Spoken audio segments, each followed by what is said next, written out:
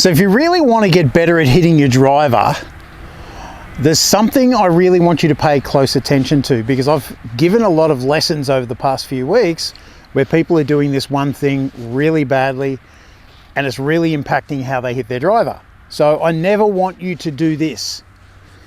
What is this? Well, they actually take their setup and they take their grip and then they push their hands forward. So they're trying to get some forward shaft lean, thinking, well, if I want to be in that position at impact, and I'm going to start with my hands in that position. Now that's a logical thought process, but the problem is when I push my hands forward, that club face just opened, aimed further right. We don't want the club aiming further right. We want the club aiming straight, parallel with our intended start line.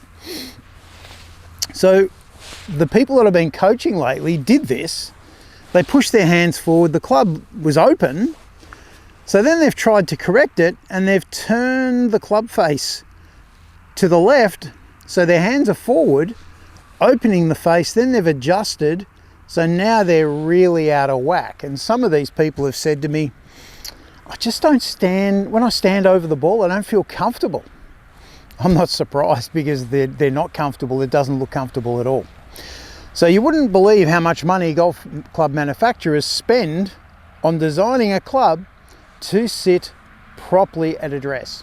So if I just hold that club and rest it against my finger, the club is designed to sit square, unless you've had the club altered with one of the settings which can open or close the club face. But basically, that's just sitting the club square. What we need to do is to grip the club from there, no other adjustment required at all. And the club is designed to sit flat. You'll hit it so much better. But when you push your hands forward and then the club looks terrible, it looks open, so you then try and close the club face, it's just putting everything out of position. So that's the first thing I don't want you to do. The second thing, and I've had quite a few people that I've noticed doing this, they slice the ball. Quite a common fault. So they think my club face is open at impact, therefore I'm going to start with my club face a little bit closed when I take my setup.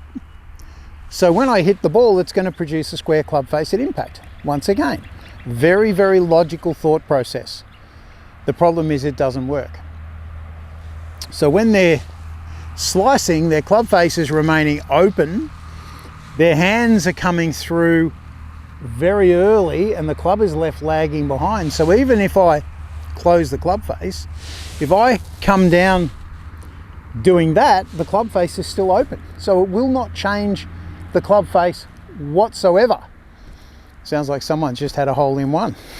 Lots of excitement in the background. So quite simply, we just let the club sit on the ground, let it sit as it was designed to do, take our setup, no other adjustment required, just put a good swing on it, and you're going to hit a decent shot. If you want to play better golf, I'm going to put a link to another video just up here I know is going to help make you a better golfer.